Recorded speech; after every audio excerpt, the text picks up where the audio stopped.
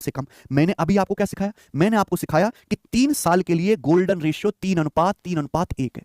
3 साल के लिए जो गोल्डन रेशियो होता है 3:3:1 है। आप बोलोगे हाँ जी सर। बेटे प्रिंसिपल कितना है? 25,000 रुपए। मुझे निकालना है 3 साल का कंपाउंड इंटरेस्ट क्या होगा। प्रिंसिपल कितना है? 25,000 रुपए। ब्याज की दर कितनी है? 8% पर एनम। ब्याज की जो दर है वो 8% वार्षिक है। कंसेप्ट सुनिएगा मेरे दोस्तों। अब आप लोग तो मेरे प्यार भी आपको करना क्या, देखो जो हमने क्या किया, 25,000 का 8% निकाला 2,000 आया, फिर 2,000 का रेट प्रतिशत से गुणा किया, 2,000 का 8% 160 आया, फिर 160 का 8% निकाला 12.8। तो आपको रेट प्रतिशत निकालते चले जाना है। आप बताओ 25,000 ब्याज की दर है 8%, 25,000 का 8% कितना आएगा? 2,000 रुपए। 25,000 का 8% 2,000 रुपए। अब 2,000 रुपए का 8% कितना आएगा? 2,000 का 8% आएगा 160 रुपए। 160 का 8% कितना आएगा? 16 8 128, 12.8 रुपए। आप बोलोगे हाँ जी सर बिल्कुल सही, 12.8 रुपए। और मेरे प्यारे भाई मैंने क्या सिखाया कि 2,000 रुपए कितनी बार लिखना है? 2,000 रुपए आपको काउंट करना है 3 बार, तो 2,000 तिया 6,000 रुपए।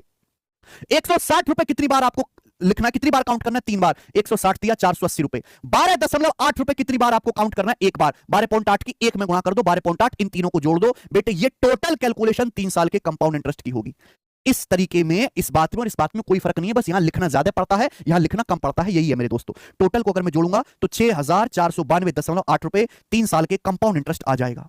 समझ में? टोटल अगर मैं ऐड कर दूंगा, अगर मैं कंप्लीट कैलकुलेशन करता हूं, 3 साल का सीआई होगा मेरे प्यारे भाई। लेकिन बेटे यहां 3 साल के सीआई और एसआई का डिफरेंस क्या है? 3 साल के सीआई और एसआई का डिफरेंस क्या है प्यारे बच्चों? जवाब दीजिएगा।